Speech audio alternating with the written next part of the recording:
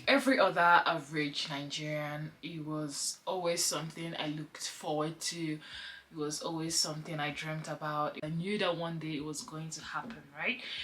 I dreamt about living outside the country, moving here, being in America for the first time, being in different countries, going to Canada, I mean exploring the world. But never in my wildest dreams did I think that I was going to come to America for the first time and I was going to live in a very small town where everybody knew each other, everybody was in everybody's business. I mean, I had to at some point get used to it. I had to, start imbibing in the culture of the people and try to see how they relate and how they do their stuff, which I found to be very fascinating and so amazing, right? It was more so meeting amazing people, having good laughter, going to the most amazing places that I never thought I would go to. This town is called Idaho Springs. Idaho Springs is majorly known for their Rocky Mountains, it's known for the weather. It gets really cold here, right? And everybody turns up their heaters. It's known for the snow, and they said one year they had up to 6 feet of snow. That's how cold it gets. That's how temperature regulates here. And over the last few months, it's been so exciting living here. I've made new friends, I've met new people. I've met some assholes too, but all in all, I would say that it was such a beautiful experience.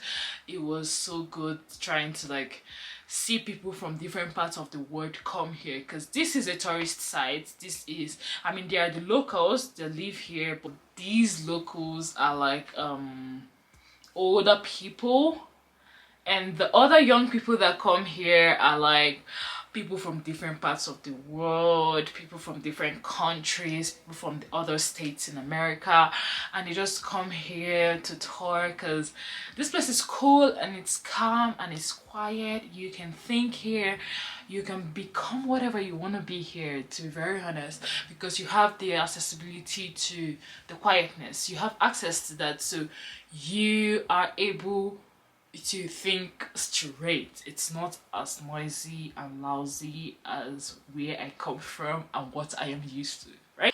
This little town has also taught me how to accommodate people, because they are so accommodating and they are so polite. They are going to greet you whether you want to be greeted or not. They're gonna say hello whether you want to say hello or not. So it's more so everybody is in everybody's business. They want to know what you're about. They want to know what you do. They want to know what you love. They want to know a lot about the Nigerian culture, right? Like when we in Nigeria are trying to copy the Americans, right? And copy their culture. Meanwhile, they are fascinated to hear stuff about Nigeria. They want to know why your hair has the texture that it has, why your skin, why your face has the structure that it has. These people don't believe that I'm 23 years old. They never believe, because they think that I am 19 years old. For fuck's sake, how do I convince you that I am the age that I am? So the quietness in this place has taught me a lot of things. It really taught me what I like, because I sit in the quiet and I just sit there and think. No distractions whatsoever. There's really nothing that I'm thinking other than how to be better, the things I love to do, just trying to find myself, because this year has been one for the books. It is my self-discovery year. This is the year where I really discovered what I love to do, the way I love storytelling, the way I love school. Yes, I'm saying it out loud. I do love school. The way I love to film things, tiny little bits of things that I love. It's just expanding my horizon and expanding the things that I usually see as little and I usually think I am not capable of doing. So this town gave me that, and I'm so grateful for that. And something else in this town is the dog culture. You guys, every single person has a damn dog. I'm not kidding with you. Everybody has a dog, and like it's like everybody's dog friendly. I mean, there are a few that do not like dogs, but the majority, the vast majority of them, I love dogs. Okay. And then for the food aspect, I haven't eaten well since I got here. I cannot lie. I mean, what do I expect, right? I'm coming to another man's country, so the food is obviously going to be different from what I'm used to. I'm used to swallowing eba and turning semo and eating swallow and eating rice. You guys, even rice, the rice is like gum. It's like it's drawing. So yeah, and nobody should come for me and say, oh, add little water when you're cooking it. No. It doesn't work that way. Okay, it doesn't work that way. So it's not a water issue, or it's from the rice. It's different from what I'm used to, and I've come to terms with that. Okay. And something else that I have really noticed here is the scenery. It's beautiful. Like I said before, like there are lots of rocky mountains here. They have hiking trails, so people from like other countries really come here.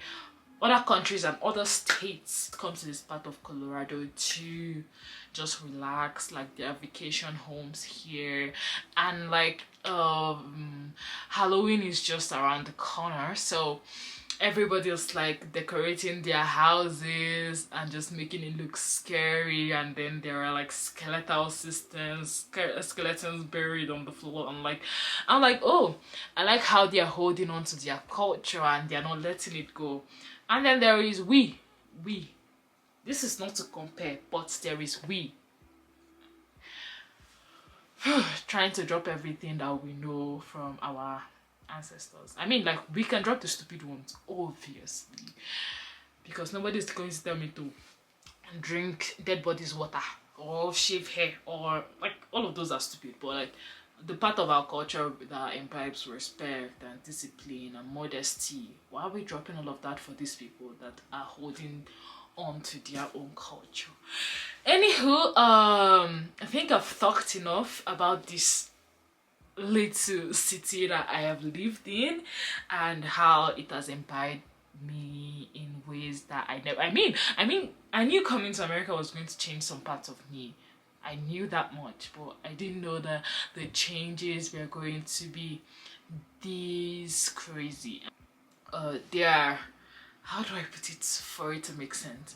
It's more so they go after what they want, but there is also a part of the culture here where people like survive from hand to mouth.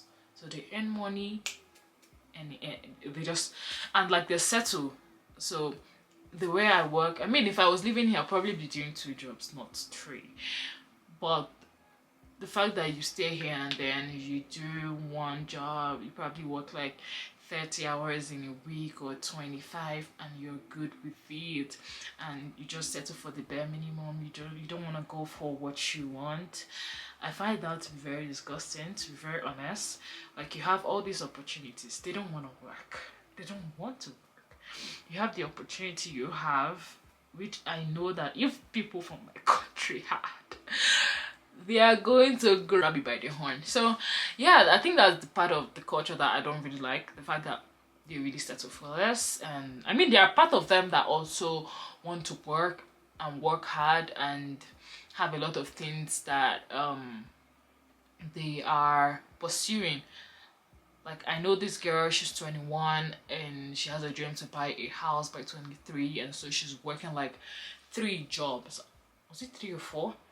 I can't place it. And she's working and actively saving money to be able to do what she wants to do. But the vast majority, they just want money for rent, money for food, money for just the basic necessities of life: food, clothing, shelter, and that's it. So yeah, thanks for coming to my TED Talk. If you're new here, hello, my name is Wendy. I live in America. I live in Idaho Springs, Denver, Colorado in America. And this, like what you just watched, are just like part of my experiences here. Love it here. Would definitely come back here. And yeah, that's it. Alright guys, bye.